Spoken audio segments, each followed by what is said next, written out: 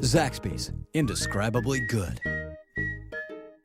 The bottom line is, number one, if we win out, we've got a good shot, without a doubt, being in there. And if another team was to win all their games the rest of the year, and we do, then we'd be probably tied for first, and they would probably win the tiebreaker. But other than that, that's the best case scenario. But just like Coach Evans says, we just got to play one game at a time. Yeah, one game at a time. All the teams remaining on your schedule ahead of you in the region standings. So and are good, really good. Yeah, and they're good. And you got a lot of the physical. a lot of the best teams in the region left Yeah. on the schedule. Talking about the Pope game, watched the show last week with the regular host Kurt Schreiner in here, and you guys were previewing the Pope game. And one thing that stuck in my mind from watching that show is you were talking about number 2. Got to watch out for number 2 for Pope. And you know, you knew he was a dangerous player, and you knew you had to be ready for him. And boy, I tell you what, he sure proved you right by showing what a tremendous player he was. I was outstanding on picking out their best players, and you know, I know it seems like I know what I'm doing during the show. Got to get that thing fixed on Friday night, but I was right. You know, the way I look at it, I was right. No, he's a good ball player, and they did a good job in the passing game, honestly. They just, you know, a little play here and a little play here, and they, the kid catches the ball and he can take it the distance. And again, he was very impressive, and we knew that. They just did a good job. They got a great line. Their offensive line is something, you know.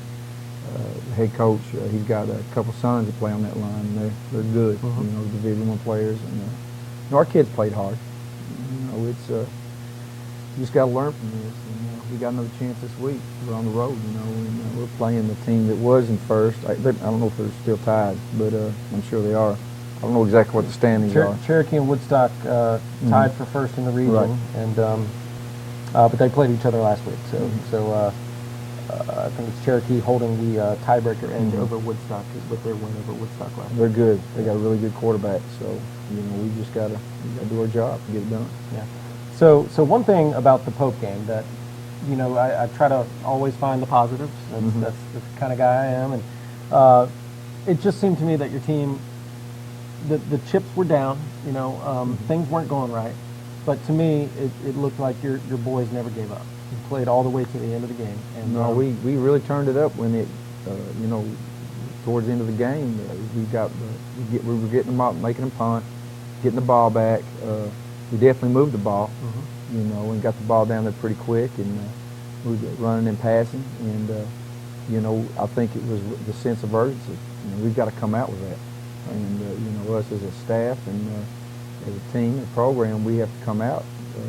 That's the type of the pace I want to be at. And you know, let's not wait till it's like we look at the clock and we're like, holy smoly, you know, it's about over with. We got to be aggressive, period, on both sides of the ball. And we're solid fundamentally. You know, we're like everybody else. We make mistakes. Kids make mistakes, and we certainly make mistakes. But we got to attack them. And, you know, so that's stuff we need to work on. It comes, and we're a little thin. So, but we got kids that they work hard now. They at least they know the deal. I've talked about this many a time. Is the advantage here at Walton. And one of the things I was really excited about was, you know, you don't have to really get into explain the situation to them.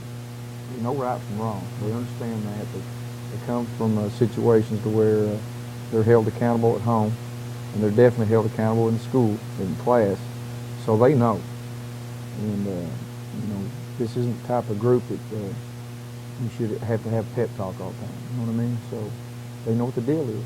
I mean, there's only one way to get to the playoffs, and they know what it is. And that comes Monday through Thursday, preparing, and that's what defines you as a team. Is really the practice, the way you practice. Now, one last thing about this Pope game this past week, and then we'll take our break and move on to next week. You get the touchdown late. You get the 2-point conversion, exactly what you needed. You don't get the onside kick.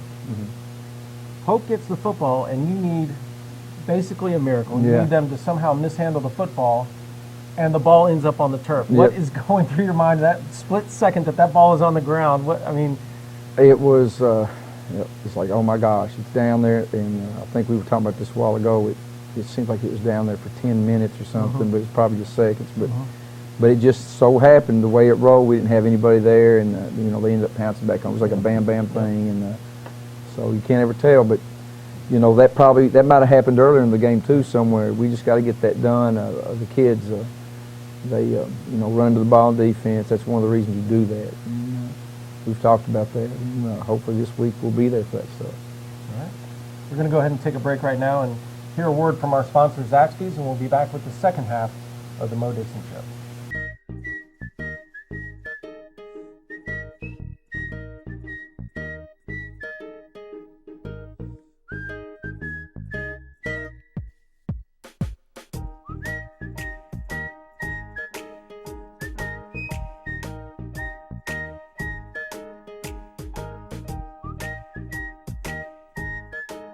And we're back. Coach, I wanted to talk to you a little bit about defense. It seems like we've had up and down games defensively. You know, the games that stand out to me as strong performances are the South Gwinnett game, the Lassiter game, the Wheeler game, all very, very strong performances defensively. You know, this past week we go up against a quarterback who's, you told us earlier, playing with an ACL injury, and they end up putting 44 points on us. And so, how do you? And I realize there's been a little bit of roster turnover with injuries and other things defensively. But how do you get back to that solid defense that you played in some of those games against, you know, Wheeler, Lassiter, South Gwinnett? A lot of things are matchups, and that kid is a, you know, outstanding quarterback, and you know, momentum, you know, the moment.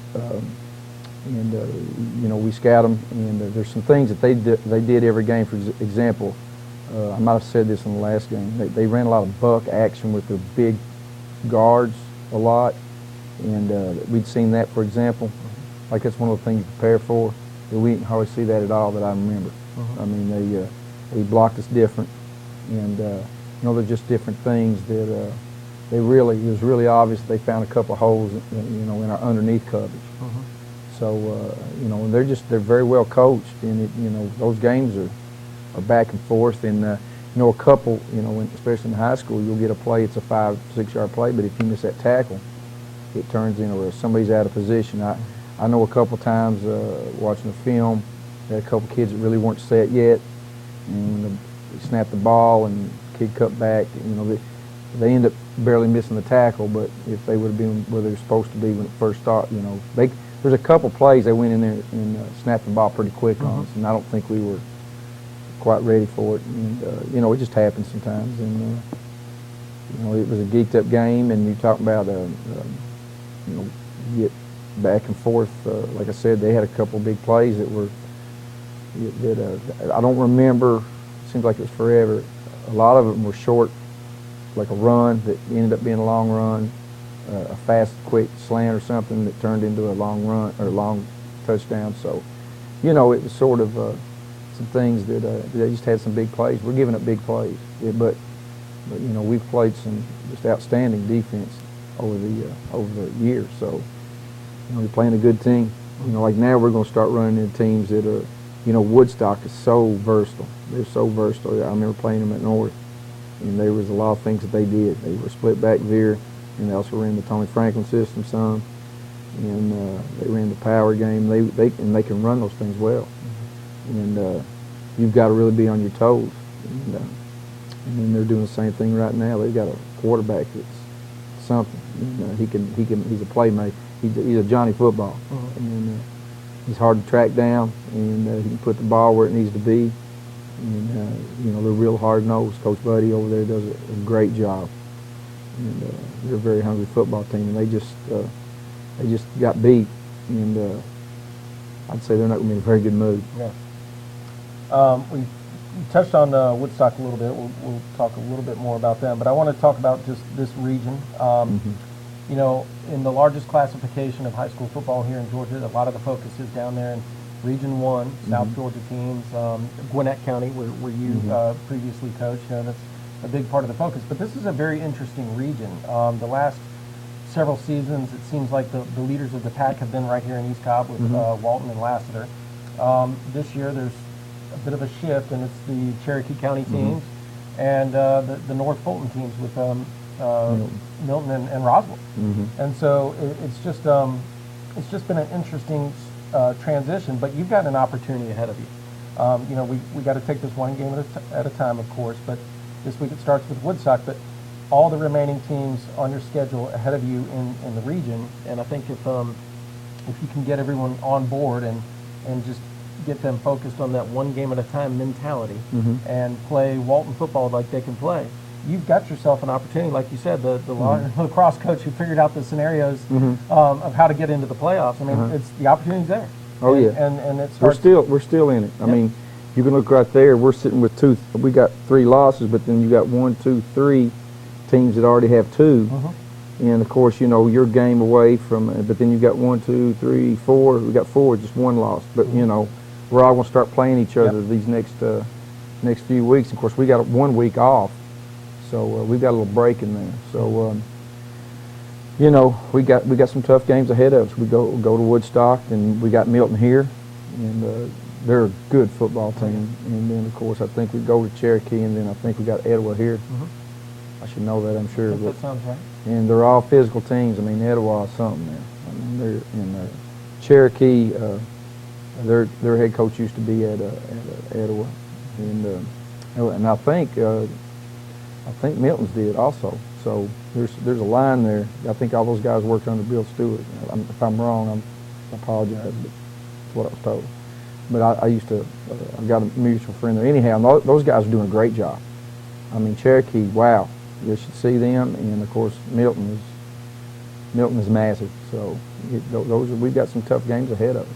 Well, it's like I said, it starts with Woodstock this week. You talked about them already a little bit. The quarterback is obviously a very talented kid. Yes, and he's outstanding. Coach Buddy doing some good things over there, and they're very versatile. It sounds like from what you're telling me offensively. Now, I'm looking at their season schedule, and the first 3 games of the season looks like they did a tremendous job defensively.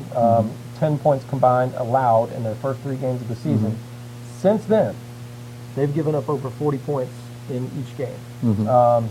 They were able to win 2 of those games, but lost this past week to Cherokee. So I think you got to at least have a sense that you can score against this team. It's just a matter of can you score enough and defensively hold them to fewer points than you can score. They're, you know, both